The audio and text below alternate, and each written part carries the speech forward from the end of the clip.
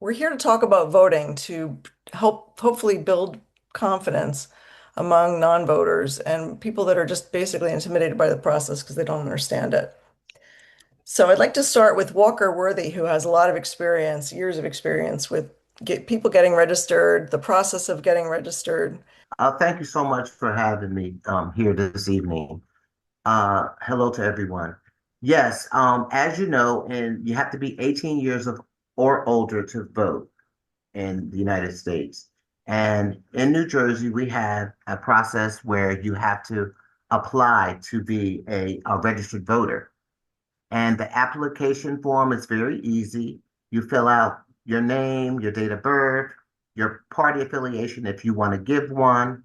You can either be a Democrat, Republican, or unaffiliated.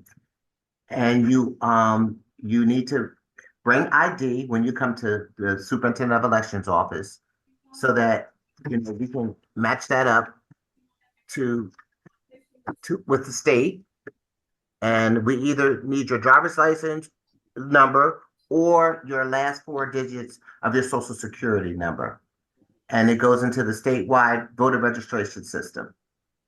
And then there's a 21-day process where you're not active yet until you are perfectly screened, and then you're active. Then you're an active voter. Thanks, Walker.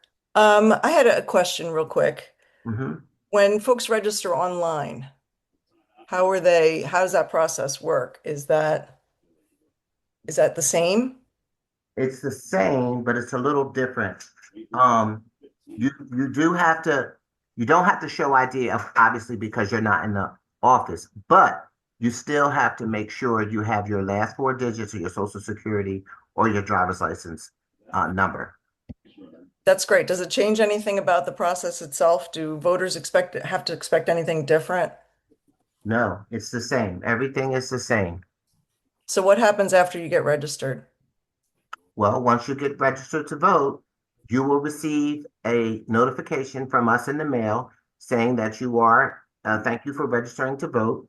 And during an election season, not only will we send you a sample ballot, but we will send you a notification to where you go and vote at that point. Oh, that's great. Wanted to move on to Mary Melfi and Steve Peter, who are going to talk about voting by mail.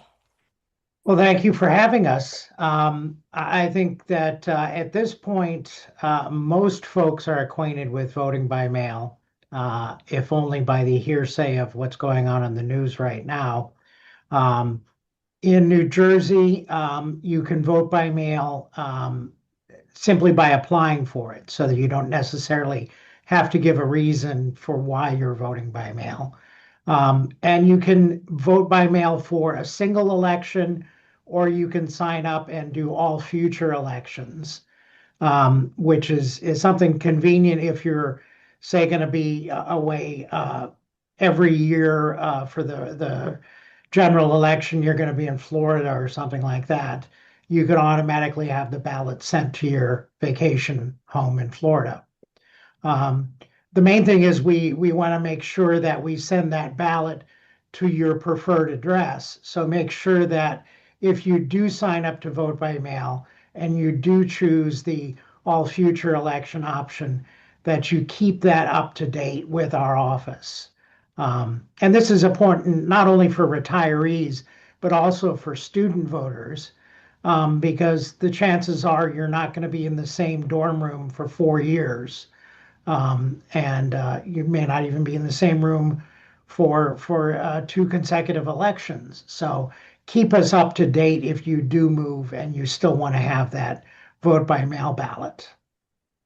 And the thing that to add to that is if you don't keep your records up to date, you can end up making yourself inactive, and not having the opportunity to vote. So the other thing with the vote by mail is we require a wet signature.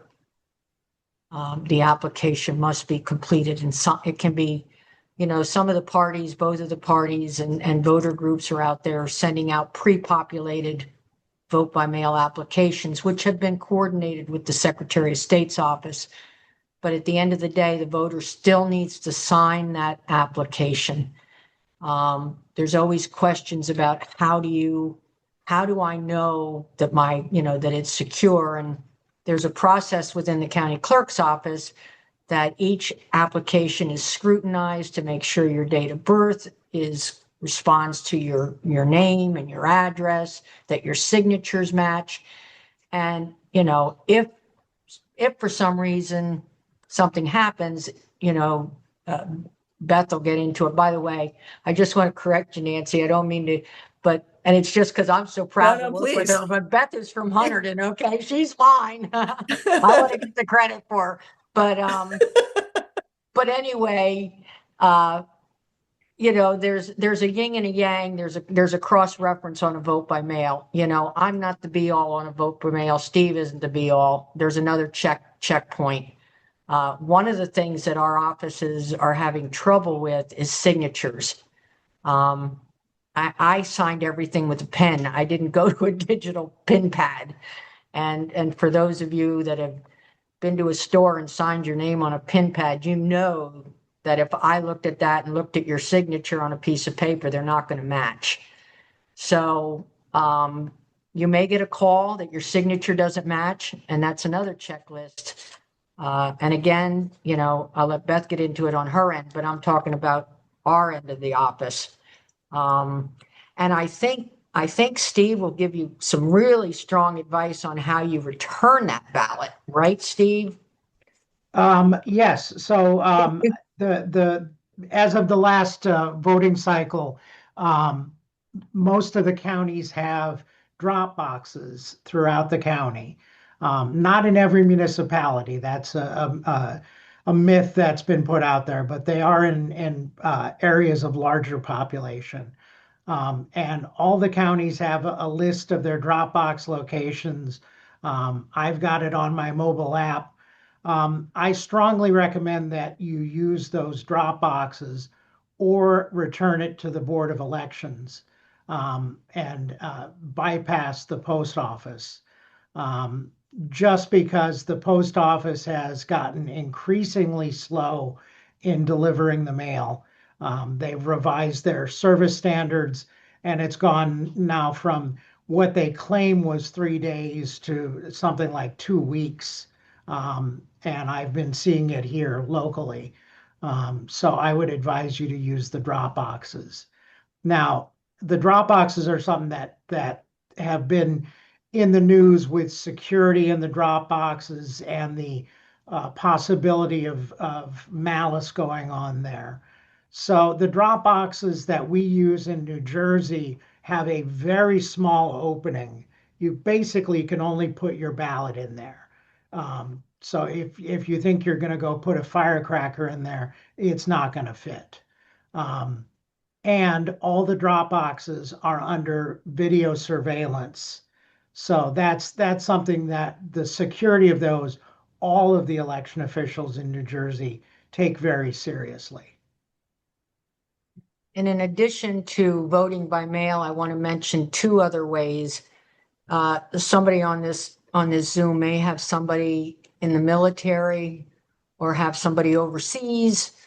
You could have a child that's fortunate enough to go study in Spain for the year, and they want to vote. So there's a web address. It's https://www.fvap.gov. If you log on to that website and you say you want to vote, it will take you to the state that you're from, and you can walk through. And the one thing about the overseas and in particular the military, under New Jersey law, they have the right to vote by email. So they would come in and they would apply, and we would email them a ballot. The ballot would, of course, get returned to the board. It is an open ballot because it obviously comes back email and somebody sees the ballot. And for those of you at home that are like living in Clinton and would much rather like to email your ballot, please don't try it, because there is a checklist to find out if you're really in Spain, okay? So anyway, that's an option. And the other thing is, what we see happening is unexpected medical issues. You end up in the hospital, and you've missed the vote by mail deadline, you've missed the early voting deadline, you may send a messenger to my or to any county clerk's office where you're registered to vote. And that messenger must be a registered voter and or a family member. And they will come in, you complete the application, you would authorize them to be your messenger. They would bring the ballot in, they would have to show ID, we'd have to verify them, and we would give them a ballot to take to you. So we do quite a few of them, you know, with the medical center close to us in Flemington, and Steve has the Somerset Medical Center. Yeah. Steve, and then what's the most question we get? Did you get my ballot? Yes. Did you count my ballot? And that's a funny thing. So the state has a web portal for all matters regarding voter registration and the voting process. And they have a part in there called Track My Ballot. And Track My Ballot is very good at tracking the ballot back to the Board of Elections. Now, once it gets to the Board of Elections, that's when people start inundating us with a daily call. It says my ballot was received. When are you going to count it?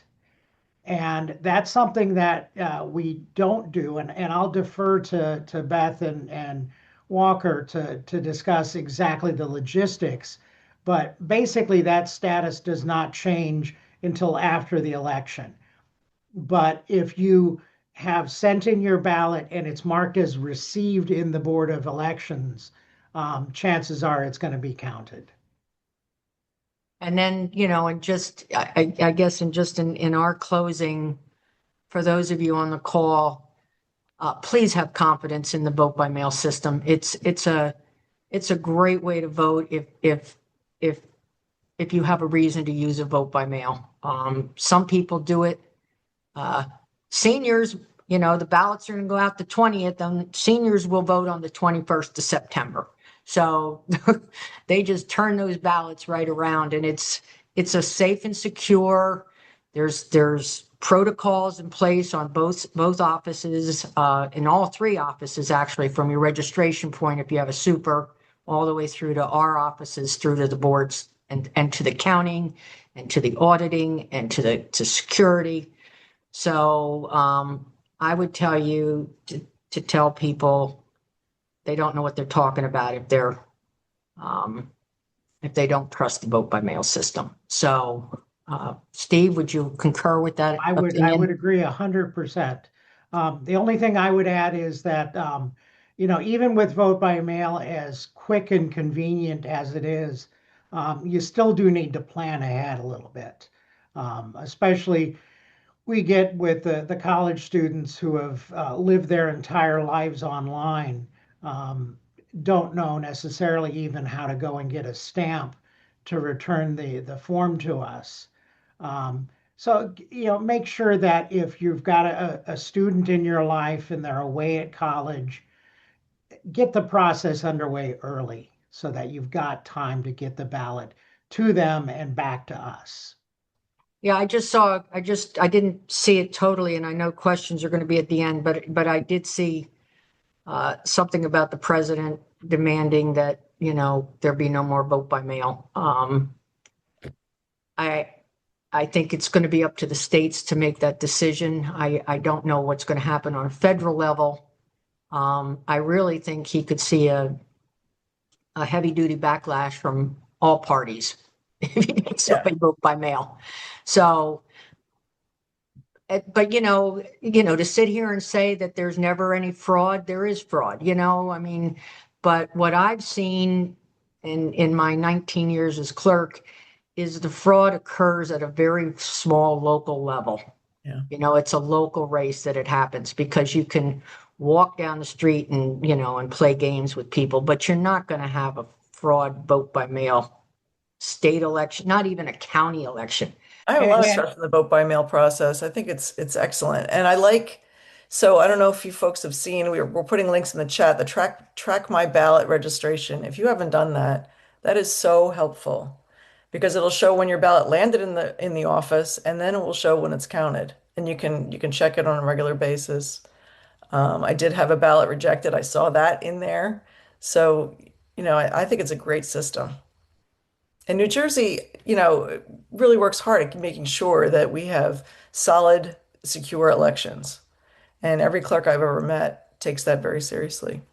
Well, and Steve and I and Beth and Walker, we've been all around the country, and New Jersey's like the shining example of how elections should be run. I mean, we really are proud of ourselves, all of us, as we should be. We work hard at it. So, I'm proud of my peers, regardless of their parties. They all have a responsibility to their offices and to the public. So. Yeah, That's great. my Pollyanna speech. I love it. Muted. You're muted, Walker. Walker, I hope you're saying something Walker? good. Walker's Walker, you're muted. muted. Sorry, guys. I was just saying we do have the checks and balances in place to make sure that we have a free and fair election here in New Jersey. We do. And we are proud of that. Like Madam Clerk said, we are proud of that. And we make sure that we cross every T and dot every I in New Jersey. Wait, I've been crossing my eyes. No, but the thing about it is, if there's any foul play in any of our offices, it's a reflection on all of us, and nobody wants anybody to be in the spotlight. We all want everybody to say, of course, everybody's county clerk is the best, everybody's board is the best, but that's okay. But at the end of the day, none of us want any of us to look stupid or to look mischievous or disingenuous. So No, Mary, your board is the best. it is. I gotta tell you. That's why I had to make sure they knew she's from Hunterdon. With that, I think I'm going to introduce Beth Thompson. I'm pretty sure that was her introduction. Hi, everyone. Thanks again for having me. So I am the administrator here at the Hunterdon County Board of Elections. So the reason why Walker and I have a little bit of a difference is Walker is the superintendent or commissioner, and in the county of Mercer, there are 3 offices that handle elections: a superintendent, a board, and a county clerk. Hunterdon is not the same class of a county as Mercer, so we have a clerk and a board administrator. So I do dual functionality as Walker does, and then there is a whole slew of other things that we do, from recruiting poll workers, which again, blasted out. Every county is always looking for poll workers. It requires some training before you can work at a polling location. Applications are on the State Division of Elections website. And then they will trickle down that information directly to a board office. So always encourage young people to join us. It's a $300 payment for election day. And it is one of the best things that you can do for civic duty to assist the people in your county to help them on election day. So I want to talk a little bit about voting and some of the things that we do. So in 2021, the state adopted a law that required us to implement something called early in-person voting. So for a general election, we have 9 days, which allows a voter to come in from a Saturday to the following Sunday. It's the same every year. We just adopted some new rules in the primary, which went from 3 days in a non-presidential, 5 days in a presidential. So now it's 6 days for a primary until, again, somebody changes the law.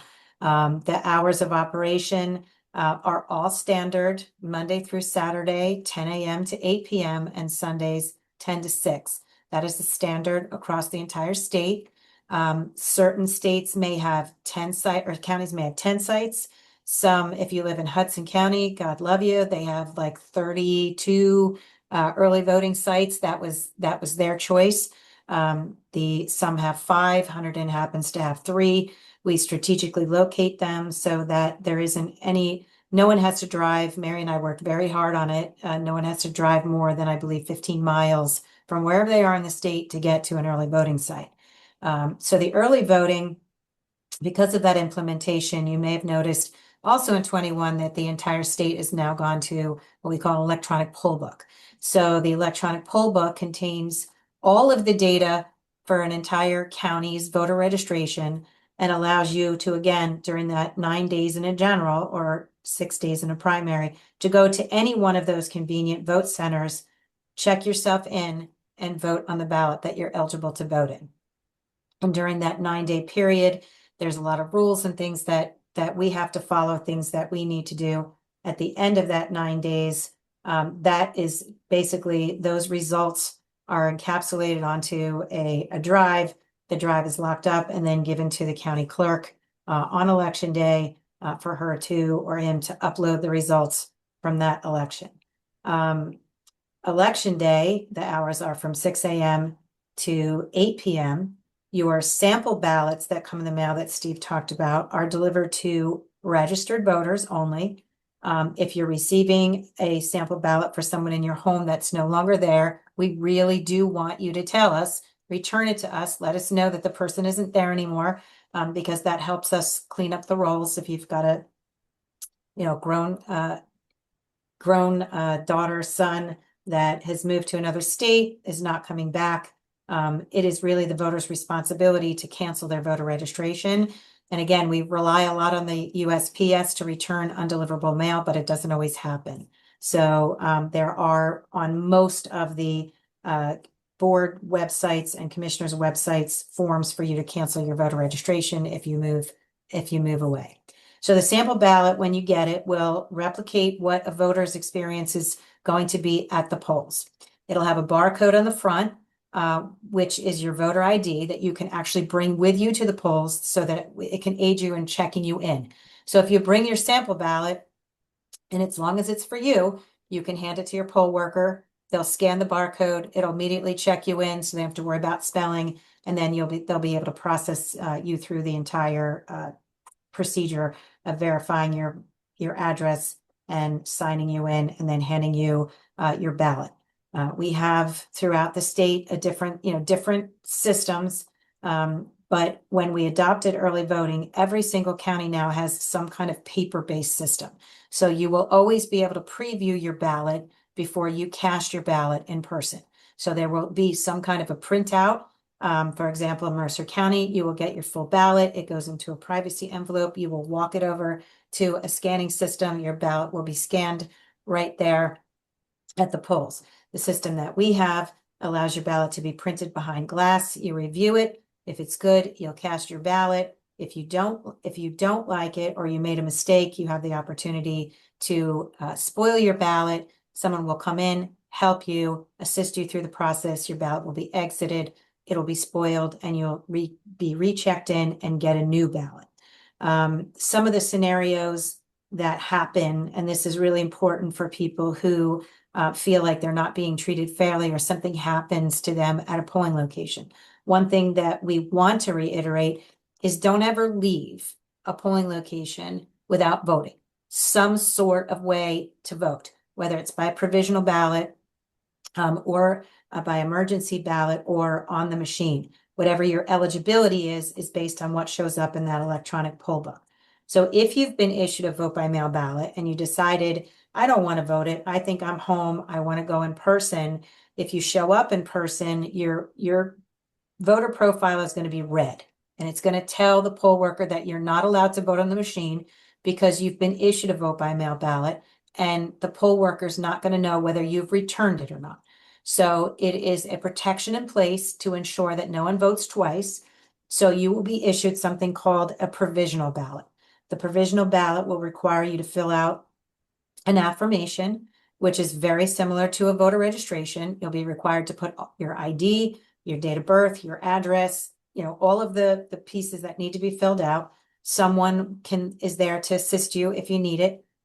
You will then be handed a ballot that will be coded a little bit differently, and you'll walk over, vote your ballot, but it will not be scannable. It will not be able to go through the scanning, whether it's walking it over or part of the other machine that would tabulate it. It will be exited. It will go into an envelope. It's then returned to the poll worker, and then it goes into a locked packet or some type of envelope that stays there until it comes back to the Board of Elections. If you are in any way turned away, you absolutely should call your Commissioner of Registration or your Board of Elections on Election Day. We are there from 4 a.m. until 11 p.m. at night. We're here all day long to field questions, answer your questions, especially if you've gone to the wrong polling location. And that's why it's great that we now have these poll books, because the poll books can tell us, we can look up the entire county and tell you, okay, you're just in the wrong polling location. We can now text you and send you an address to your new location, or again, we can offer you a provisional ballot. If you are assisting someone, the only rules are you cannot be a candidate on the ballot. So if you've got an elderly parent, someone with any kind of disability whatsoever, that person is allowed to have someone assist them at the polls. A certificate is required to be filled out. We do not ask what your disability is. We just ask that whoever is assisting the person fill out that they are going in and assisting the voter in a way that helps them. If the person cannot sign, we have another form that allows you to sign on behalf of that voter. And then that voter will be allowed to take that person into the voting booth with them and assist them while they are inside the booth. If the person comes in and there's a language barrier, they're just nervous, they've never done this before, 2 poll workers of opposing parties, so one Democrat, one Republican, or an independent, or whatever of opposite parties, will sign the certificate, and then also both of them would go into the booth with the voter and assist them at that time. So this is really a perception, so that anybody who's observing the conduct of the election, a challenger or someone who's been appointed to sit and observe on behalf of a candidate or a party, they know that for each time that there's more than 2 legs, that it's not a child, that certificate's been filled out. So it's an assistant, it's not a candidate helping a voter behind the scenes. So we want to make sure that, again, there are provisions for everyone. Some of the other issues would be, I forgot to change my address. We have provisions for that as well. So if you show up and you are at the new polling location, there are things that we can do to immediately change you after you fill out an affirmation of residency. We can push the information to a poll book, or you simply vote provisional. So the provisional ballots are an absolute wonderful way to encapsulate someone who may have some kind of an issue with their voter registration, and then it comes back to the board. And then we have commissioners that are appointed by the governor, 2 Republicans and 2 Democrats. Some counties have 6 members, which would be 3 and 3. And then we would research all of the information on the affirmation, and then it goes to the commissioners on them to vote whether or not we would accept the ballot or not. Some of the rules that apply for ballots, again, it should be to us by the end of the election day, but the laws that were upgraded during COVID allow for the postal delivery, which again, I agree with Steve, one of the most unreliable ways that you can return your ballot. You have 48 hours with no postmark on it for it to be accepted after the polls close, which is the Thursday close of business after an election, or 144 hours after the polls close, which is the Monday after the election with a postmark that's good for the election date. So this year is November 4th. If it shows up on Monday and it has a good postmark, we absolutely will accept it. Some of the other things that we talk about with ballots, Mary had discussed signatures. It is the law. If your signature doesn't match what we have in our system, we're going to send you something called a cure, and it's going to ask you for identification for you to fill out and for you to sign an affirmation that you filled out your ballot. This was yours. If you forgot to sign, that is also a cure. Unfortunately, one of the biggest issues that we have with vote by mails is that people feel that their ballot isn't secret if they don't put it in the certificate envelope, and that's simply not true. So the process, we receive them in, we verify the signature on the certificate, and then before the ballot is scanned, that certificate that you've signed with your name on it, similar as to what you would do in person on a poll book, is then removed from that envelope. The envelope is then separated from the certificate, so that ballot is now anonymous. So then all of those ballots are opened and then sent through a scanner on election day. So the law allows boards of elections now 5 days prior to an election to begin that process, so that we get a better idea of what we have, so that we're not here until midnight. So it gives some of the larger counties like Camden County, who may, issue 50, 60, 70,000 ballots, it gives them enough time to make sure that they have as much done by election day as possible. Emergency ballot is another type of ballot that you may experience at a polling location. This means that the machines are completely inoperable. You'll still be able to sign in on the poll book. They'll give you a paper ballot for you to fill in, then a privacy envelope, and then a different place to put your ballot. It's very rare with the new technology that we have that you'd experience this, but that is a probability, most likely with the older machines that we had prior to 2021. But that is also a type of ballot that you would be asked to fill out in case the machines are not functioning on election day. But I think the biggest thing that we want to make sure of is that you don't leave there feeling that your vote didn't count, or if you've got a bad experience, you have the right. There are voter complaint forms at every single solitary polling location. There should be. You have the right to call the Board of Elections while you're at the polling location. You can speak to a supervising poll worker there, ask them for assistance. But that's the one thing, if you've left and you're gone, if you're willing to go back, we will get you through the process and help you. So we are not in the business of turning folks away. We are in the business to ensuring that if you've registered, you've done the things that you're supposed to, that Walker talked about, that you have the right to vote. I think primaries are a little bit scary because a lot of times people will change their party, and there's a lot of rules with primaries. But specifically for this election in the general, doesn't matter what party that you're registered in, it doesn't show up in the poll book. It's an open ballot. You have the right to vote tic-tac, sideways, any way that you want to in a general election.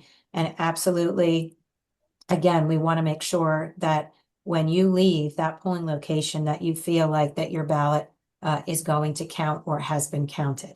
And when the ballot, so I wanted to answer a couple questions too about the received status on the Track My Ballot. Steve is absolutely correct. When the ballots are returned, they are received. You will not see an accepted or rejected status until the certification and it's just the way that the system works. So as long as you have included your ballot inside of the certificate envelope and you've signed it, and if you didn't sign it, you've cured it, your ballot will be accepted.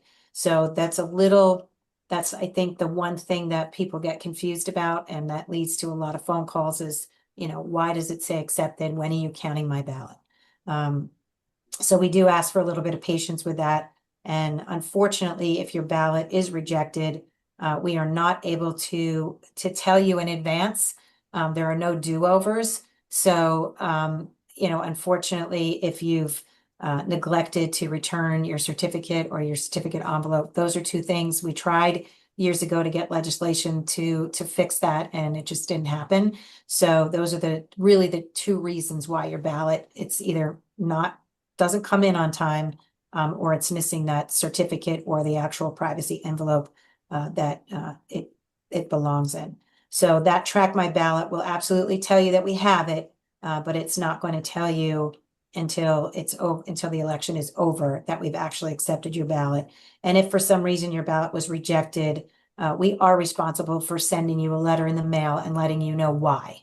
And Mary and I work so well together that if we see a trend, with someone whose, mail-in ballot is rejected, more than twice, we'll reach out to that voter and try to, see if there's something that we can't do to help them, assist them. Obviously, they're having problems. And, one of the things that a lot of us try to do is give instructional videos. Go to your board's website, go to your county clerk's website. You'll see a lot of the information is available for you.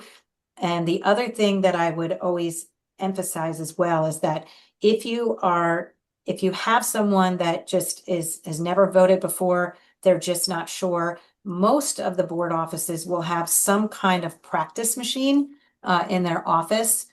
So you can always ask, do you have anything that I can come into the office and look at to see and get an experience of what this is going to feel like on election day? You can always ask. We do a ton of poll worker training, so we can always set you up to come in after one of the poll worker trainings so you can actually experience what it's going to be like for you on election day, to walk in, get checked in, and actually vote on a machine and what that is gonna feel like for you.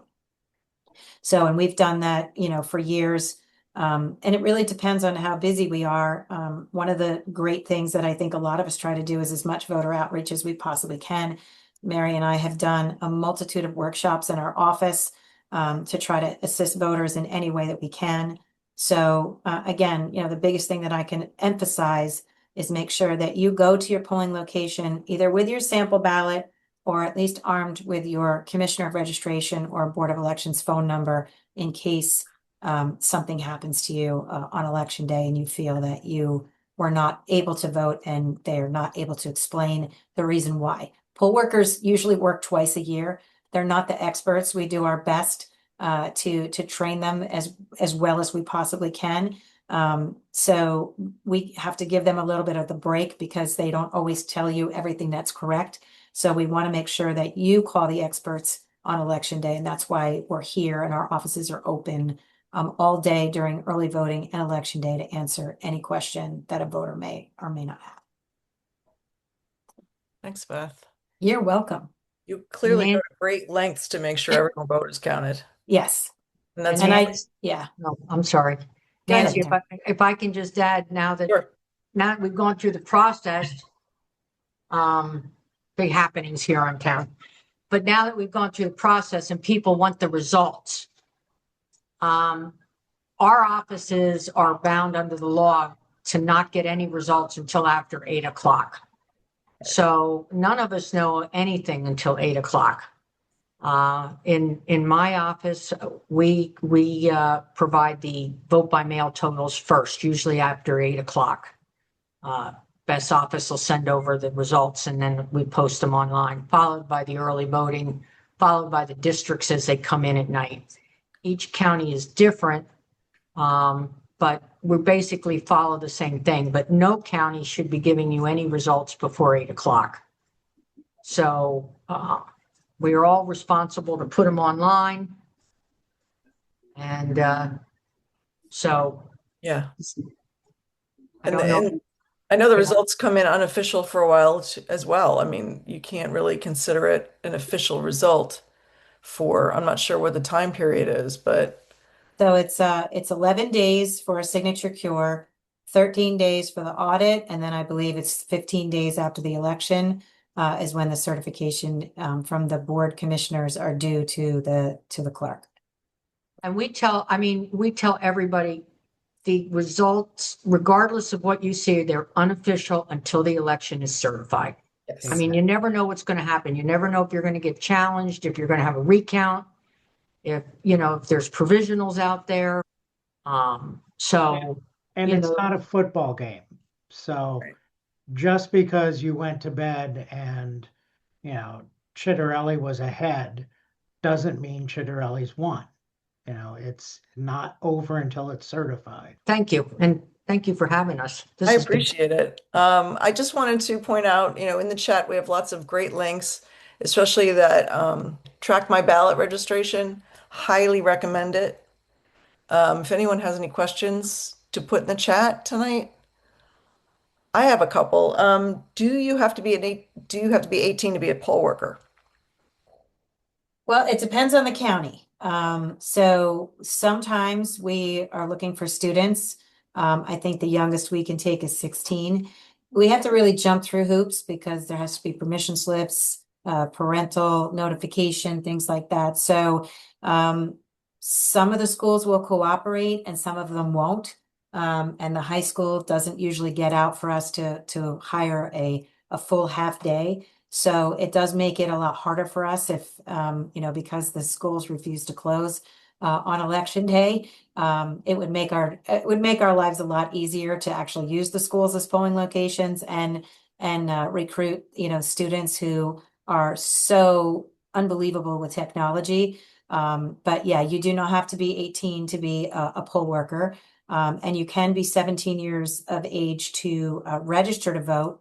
You would just stay in a pending 17 status until you reach the age of 18. And then next year, the Voter Empowerment Act that was signed a few years ago kicks in. And that means if you have a child who will be 18 in November and 17 in June, they get to participate in the primary because they will be 18 in November. So those are some exciting changes that are coming for 2026 for the youth vote. And then I believe Newark adopted a resolution that they had a school board in April and you were allowed to vote at 16 in their school board election. And I do not believe any other municipalities have adopted that yet that I'm aware of. That's great news, though. And Dewana said, what is the process to register someone who has a proxy? So every single voter registration has an assister portion attached to it. And again, if the voter does really need to make some kind of a mark, if they can make an X, anything, and then the assister portion is filled out, then there are additional, and especially if you're going to do a vote by mail, then there are additional forms that we can supply to, someone who's a POA or, a guardian for someone who needs assistance for them to sign. You'll be swearing on an affidavit that the voter is unable to sign on their own behalf, and then you'll be signing for them. But there is a sister portion pretty much on every form we have, So even online. Oh, I'm sorry. Yeah, even online. We had another question from Suzanne. Will we ever be able to vote using our phones? No. That was I'll tell you that. Yeah, that was easy. I really hope not. Yeah. It's too vulnerable. If you knew the hoops and the lengths that we jump through just to have poll books, and the security issues that we face, all of the time, all of our equipment, is, there's a lot. So having an unsecure phone to submit a vote, I mean, I get it. They do it through the Emmys and, do things like that, but it is not, it's something that got to be trendy for a few years and years ago, but I don't believe it'll ever happen. I saw a question about incarceration. Yes. Any person coming out of prison is eligible to vote as long as he or she is registered. But they must make sure that their registration is up to date when they come out of the prison. I hear that some people, there's a packet for people coming out of incarceration with a registration form in it. And as long as we get the registration form, they will be able to vote just like everyone else. So people coming out of incarceration can vote. The only time you can't vote is if you are convicted, okay, and you are serving time. So if someone is waiting for trial, if they They can vote if they're waiting and they haven't been convicted. They can apply for a vote by mail application, and the clerk, Mary, am I correct? Can if they request it, will send the ballot to wherever it was requested. Am I right, Steve? We've actually sent them to jails for, somebody that's not been convicted, but they're being held. They have the right to vote. And of course, obviously, they're not going to get out to vote. So we've had the sheriff's office deliver a ballot. Yeah, that's great. Likewise here. Yeah. So it's just when you're serving your term. Right. So is that just in New Jersey? Do you know if other states have the same practice? Other states are different. I think, yeah. But in New Jersey, and it hasn't always been like that in New Jersey. If you were on probation, you couldn't vote in New Jersey. But now it doesn't matter whether you're on probation or not. Everyone can vote as long as you're not incarcerated. So each state is different. So I recommend to people that have asked me about that question, just to make sure they check their registration when they get out, to make sure that they are no longer in there, because they might still be in there. Not every system's perfect. If they were incarcerated, they get out of prison, now they're ready to vote, and they find that their voter registration is still in there, they're still registered to vote. Is that okay? Yes, if it's everything is current and if they haven't moved, I mean, if you were if you came home to the same address where you voted, then you could be fine. But it's up to the person who was incarcerated to make sure that their information is current. We've had advocates for people that have been incarcerated, come to us and say that we should look for the people when they're released. And I say, we can't look for everyone who has been released from prison. It's up to the person to re-register if they're interested, or come to our office and register. We can't chase behind people who have been incarcerated to find out if they want to vote or not. It's up to each individual. If someone is experiencing homelessness, how does that work for voting? If they want to register to vote and they don't have a permanent home. So that is also an option, right on the voter registration form. There's information right on there that says if you're homeless, you're basically going to put, where do you spend your most time? Are you on this corner? Do you have a post office box? We need to be able to, what we call geocode you, so that you are eligible to vote the ballot, that you are wherever you are. So if you are on the corner of Smith and Main, and that's where you spend your time, we will drop a pin there, and that is where that's where your voting district will be. And the problem that we have, again, is how do we contact that voter? Right. If we send a ballot, it comes back, it's undeliverable. So we try to have conversations with voters to let them know that, these are when elections happen. We try to work with social services. A lot of times, they will be advocates for them. So we are able to sometimes send mail to a county social service office on their behalf because they have to check in, whatever it is. But absolutely, just because you are homeless doesn't mean that you've lost your right to vote. The other thing that we have protection for is victims of domestic violence. They also have the right to register to vote. In Hunterdon, we have a few that they come into my office and they get a vote by mail. They vote it because they don't want an address. And if anybody but me looked them up, and I'm sure at Beth's office, if anybody but Beth looked them up, the voter doesn't exist. So, we know who those voters are, and, we've worked with them personally to make sure they vote, but obviously they don't want mail, and they don't want their name going out on a check-in report or a vote by mail report or anything that connects them with an address. So there is, and the same way, well, Daniel's law protects them from having their name and address associated, correct, Beth? Correct.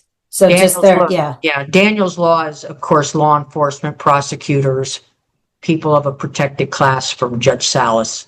Right. And, But if we, yeah. when And we most- generate, say, the check-in report, I go through and scrub all the addresses from that. Yeah, we scrub them, so, No. and that's for, they're protected for a reason. Just like I am here. Yeah, and victims of domestic violence are usually assigned a specific PO box in the state of New Jersey that we can actually get them mail. So if they are, in a place where they are living and they provide us with the documentation we need to ensure that they're what we call a confidential voter or a protected voter, their information doesn't show up anywhere. If they're living in a specific space, we would put that address in, but no one can see it but the administrator of the system in each county. So because I'm the administrator here, I have different access to those files. Mary has different access. So the voter, unfortunately, but you would think that they would want it, loses their right to vote in person, in public, but they get to vote in private and still have their ballot counted. So they would go to the clerk in person within that 45 days, before the election, and vote in a private space and leave their ballot right there so that they're not out in public. And that's the unfortunate part, because once we make them confidential and protected, their information doesn't show up anywhere. That's helpful, but then can they change that status down the road if that? Absolutely, yes. And some protective orders that we get expire. So we always try to reach out to that person. I actually put ours on a calendar if it pops up, and then we try to call the voter and say, has your protective order been extended? Is it over now? And then we can, turn them back into an everyday, just like everyone else. So. Another tip I would add is every clerk in the state right now is busy doing vote by mails. They have to be in, if you are on the all future or if you have made a request, that ballot is required by law to be in the mail by September 20th. So my suggestion to you is if you've requested one and you don't have it by October 1st, get on the phone with your clerk and ask where your ballot is. Please don't wait till October 28th to say I didn't get my ballot, because then I'm faced with, actually the last day we can mail a ballot is October 28th, which is really for you to turn around and vote it and get it back, for us to get it to you and get it back. If you really want to vote, you're playing with fire. So either call us or go on our website, because we've got a form that you can request a replacement ballot. oh, well, you're real fancy in Somerset. You can just call me. I answer my phone in Flemington, so. For the audience at large, I just want to mention that every county is slightly different for their election process and their ballot. 21 counties, 22 ways of doing things. Right, right, exactly. So not every county is uniform. The laws are fairly uniform, but the way they execute those laws can be different. So you should always check with your clerk's office, your Board of Elections office, if you have any questions. Does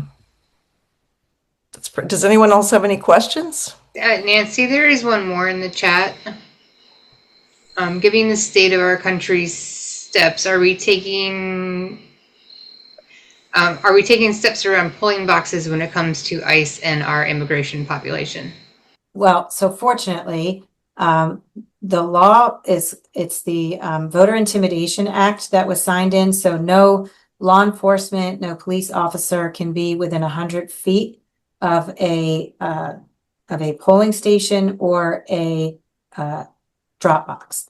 So that was a law that was signed in a couple of years ago. The newest law does allow counties the option to extend, and this original, that 100 feet was actually originally for to making sure that no one was handing out material and trying to influence someone's vote.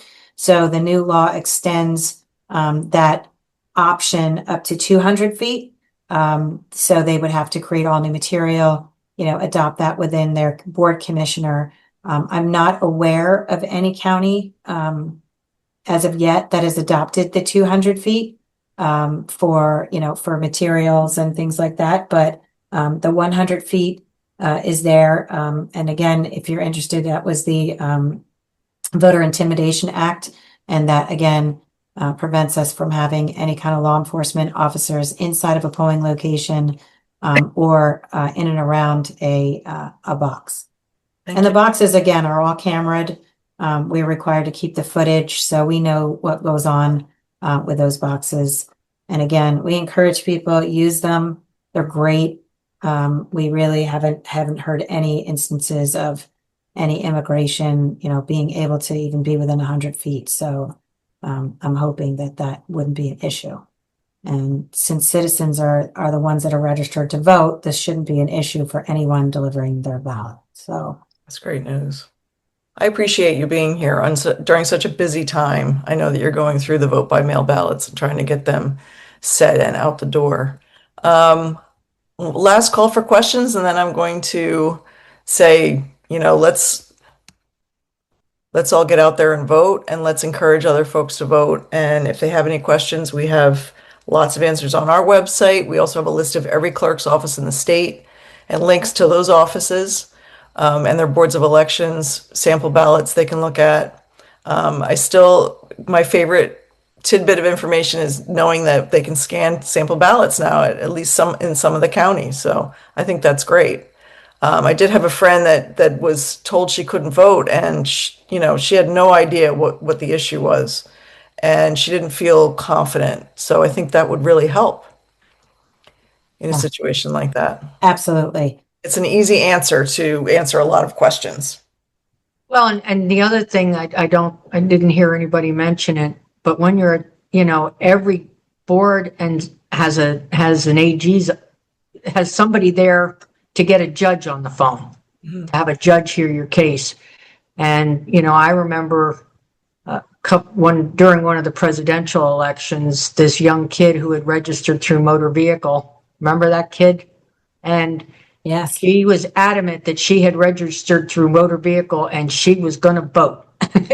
And she went to Beth, and we got a judge on the phone, and she got in front of a judge, and the judge let her vote. And I gave that kid credit. It was her first time voting, and she was going to vote. I was so proud of her. It was just like, whoa. That's spectacular. Yeah. Yeah. So every person has the right to have a hearing, especially if you've, registered too late. If you think that, there's been some kind of a mistake, you have the right to plead your case. And judges now are available to us through the entire early voting process, not just on election day. So if there's something that we can fix during that, 9-day period, we will try to get you a hearing as quickly as possible. So they are available, beginning with the first day of early voting not through those 9 days and all day on election day. And that is absolutely your commissioner registration. And if it's a board only office, it's their responsibility to assist you. We have AGs that will cite the law, but the judge in the end has the discretion on whether or not they'll allow a person to vote and how they're eligible to vote. That's great. I appreciate all this fantastic information. There's so many people, I think, that feel disenfranchised just because they don't really have the knowledge. So this is extremely helpful. And I appreciate you all being here. Oh, I had one last question. What can Prepare to Vote do to help people, do you think? Like, in general, we're out there on the street talking to people. Is there anything that you would recommend that we can really help the situation, help people? Make sure that they refer to, those of us who are actual election officials in the state of New Jersey. Because, as I've said before, because we're between New York and Philly, so many people get their news from out-of-state sources, and the way Pennsylvania runs their elections and the way New York runs their elections isn't the same as New Jersey. So talk to us. We can set you straight with actual information. That's great advice. Thank you. There's an acknowledgement for Vice President Casey Getty from South Jersey Young Democrats Black Caucus. Thanks for coming, Casey. Thanks so much for having me. This is great information. So glad that I was able to join tonight. Definitely am going to take this back to my e-board and would love to follow up with you all to get more of this information out as we try to get more young people to be registered to vote and get out to vote and be more involved in the political process. So thank you guys so much for having this event. Thank you. Thank you. Thank you. Everybody. Thank you very much. Don't be afraid to check us out, preparetovote.org. If you have any questions, we're also on all the social medias. And I appreciate you all being here. And thank you, Steve and Mary and Beth and Walker for taking this time to be here with us. Thank you. Our Thank pleasure. you. Hosting. Everybody vote. Yes. Thank you. Bye-bye. Bye-bye. Bye.